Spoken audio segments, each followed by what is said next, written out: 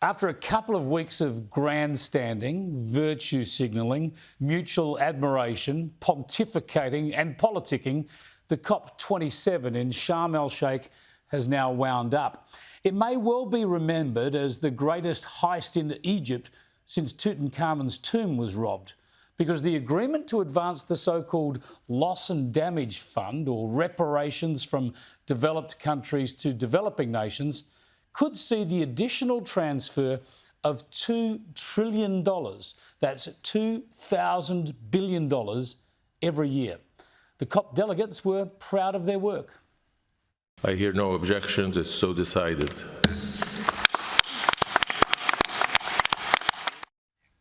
No objections, hey? Some activists are now pushing for a global tax on fossil fuels, effectively a worldwide carbon tax, to fund all this.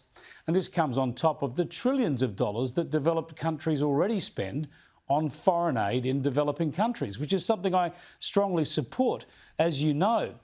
But as our climate change minister, Chris Bowen, celebrates and flies home, we're left to wonder why on earth Australia would support this item on the COP agenda. This amounts to just another outsourcing of our foreign policy to the United Nations. More money being spent on climate gestures beyond our control, more economic pain for us, and very likely the diversion of some of our foreign aid that otherwise would be spent on crucial education, health and governance programs. Little wonder then that Parliament opened today with this question from the opposition leader.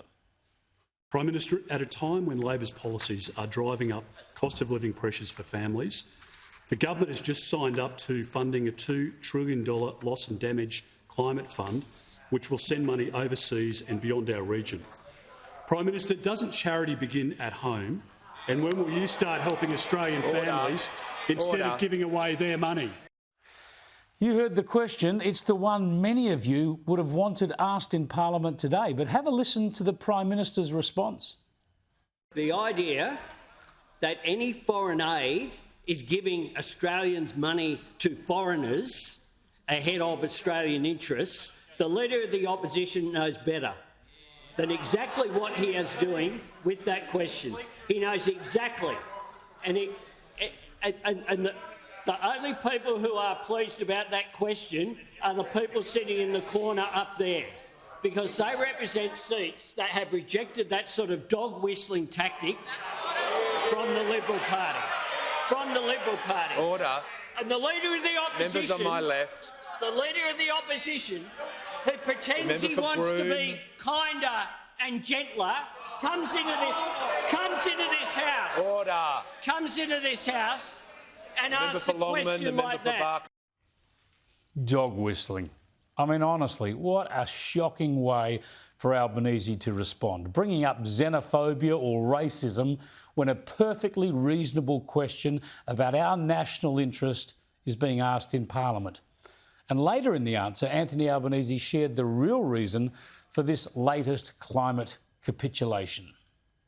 Well, I'll tell you what the entry fee is. To enter into discussions around the table with our international partners, whether it's the United Kingdom, whether it's the United States, whether it's Japan, whether it's India. It is taking climate change seriously. That is the entry ticket that you need in international affairs in 2022. It's the entry fee, the entry ticket. We sign up to this stuff so that we fit in. We've signed up to what could be a $2 trillion a year global redistribution of wealth because the new Labor government wants to fit in with the UN crowd. This is going to end very badly for our country and for Chris Bowen and Anthony Albanese.